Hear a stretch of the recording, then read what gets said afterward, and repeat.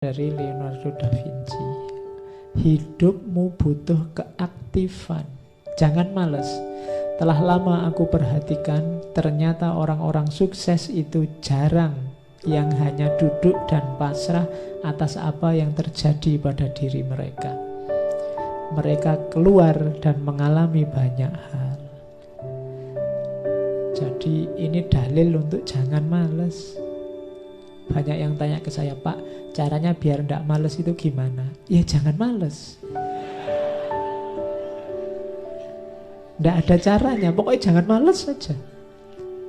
Kalau kamu merasa, wah saya ini males, ya sudah bangkitlah. Paksa dirimu untuk bangkit, cuma itu. Dan biasakan untuk beraktivitas, cuma itu. Karena manusia itu hidup dengan apa yang dia biasakan. Kalau kamu biasa santai-santai, kongko-kongko, enak-enakan, ndak ngapa-ngapain, ya kamu akan terbiasa dengan itu. Maka satu-satunya jalan keluar dari zonamu, aktiflah. Jadi kuncinya itu. Katanya Leonardo kan, saya sudah cek sendiri, semua orang sukses itu ndak ada yang dengan diam dan pasrah. Sukses di bidang apapun, sukses di bidang apapun. Tapi saya suksesnya ingin di bidang sufi ya Pak, yang pasrah, rela misalnya. Iya. Loh, mbok anggap sufi-sufi itu terus diam saja? Tidak. Mereka mengejar Tuhannya, mengejar anugerahnya, mengejar ridhonya. Oh, mereka justru tidak tidur siang hari, malam hari, isinya ibadah. Tidak ada yang kok males-malesan, itu tidak ada. Jadi kamu cita-citamu apa saja, tidak akan sukses kalau kamu hanya duduk dan pasrah. Tapi sekarang bisa loh Pak, jualan, pegang HP sambil duduk-duduk. Iyalah, tapi ya tetap nggak bisa diam saja. Jadi rumus pertama itu, kamu harus aktif. Dan rumus keaktifan itu kalau di Islam kan jangan dibayangkan kayak 1 tambah 1 2. Keaktifan itu upaya kita bergerak, tidak usah dipikir hasilnya. Kadang-kadang karena mikir hasil ini kan terus kita jadi pesimis. Alah Pak, saya kejar kayak gimana pun ya tidak mungkin kelihatannya kan terus itu. Karena kamu bergantung pada amalmu, bergantung pada tindakan. Jangan, bergantungnya pada Allah. Kamu bekerja, kamu beraktivitas, kamu bertindak, itu ya karena sunatullahmu sebagai manusia. Hasilnya apa itu urusannya Allah, tidak usah kamu pikir. Jadi jangan salah identifikasi. Tugasmu cuma bergerak.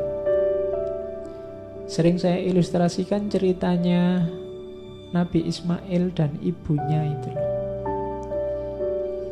Jadi kan ketika Nabi Ismail bayi ditinggal berdua di Mekah, susah nyari air, lari-lari Safa Marwa bolak-balik 7 kali. Akhirnya dapat air dari kakinya Ismail yang menjejak tanah. Mbok ya dia jejak sejak tadi, biar segera keluar. Loh, itu rahasianya Allah. Cara kerjanya memang begitu.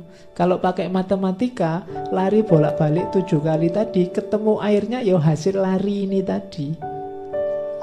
Entah di sudut yang mana dari Safa dan Marwa terus nemu, ini air, kan gitu logika matematikanya. Tapi hidup tidak begitu.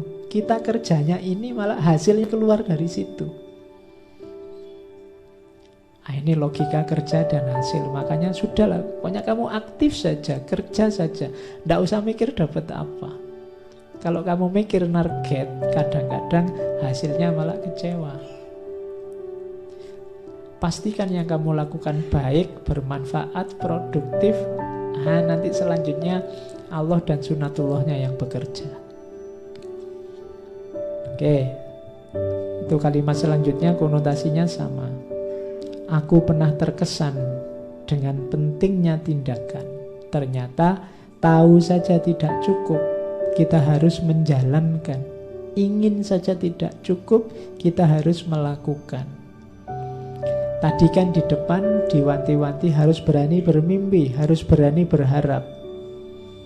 cuma mimpi dan harapan saja, ya tidak cukup. Kalau kamu hanya mimpi dan berharap, ya tidak ada aktivitasnya, ya tidak akan tadi mimpi jadi kenyataan. Untuk membuat mimpi jadi kenyataan, kamu harus bangun. Meskipun tadi awalnya mimpi, ya memang semuanya diawali dari mimpi. Tapi jangan mimpi terus. Jangan kok, Pak, hidup ini kan diawali dari mimpi. Saya makanya pingin tidur lagi misalnya. Oh ya enggak begitu. Nanti kamu bolak-balik tidur alasannya pingin mimpi. Enggak, biar mimpimu jadi kenyataan, kamu harus bangun. Seenak-enaknya sukses dalam mimpi, jauh nikmatnya dibandingkan sukses dalam kenyataan. Gitu.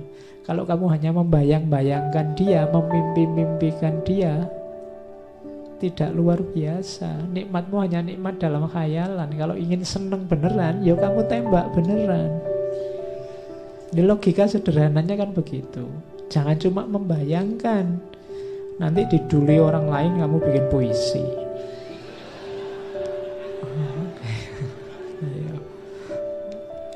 Ya, terus ini analogi dari Leonardo da Vinci. Besi berkarat karena tidak dipakai. Air yang diam akan kehilangan kejernihannya dan dalam suhu rendah dia akan beku. Demikian juga dengan ketidakaktifan akan melemahkan pikiran. Maka kita harus merentangkan diri kita sampai batas akhir kemungkinan. Kalau kurang dari itu berarti dosa, baik pada Tuhan maupun pada manusia. Itu maksudnya apa?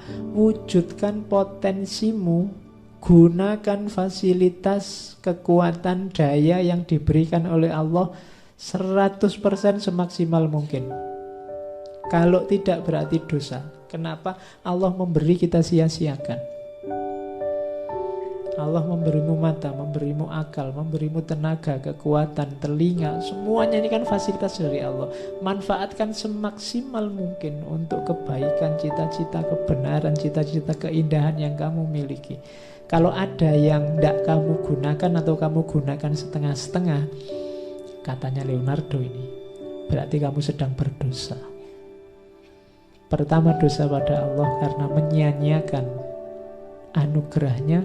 Kedua, berdosa pada manusia yang lain karena kamu harusnya bisa memberi manfaat besar tapi tidak jadi karena kamu malas.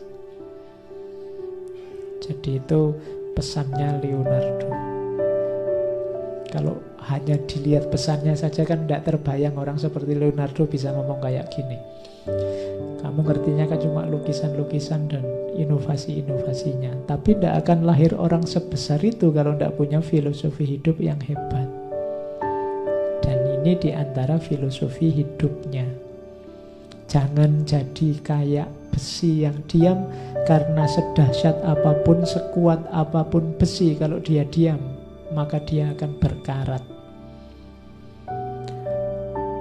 Air juga begitu, kalau diam maka dia kehilangan kejernihannya, dan kalau suhu turun dia akan beku.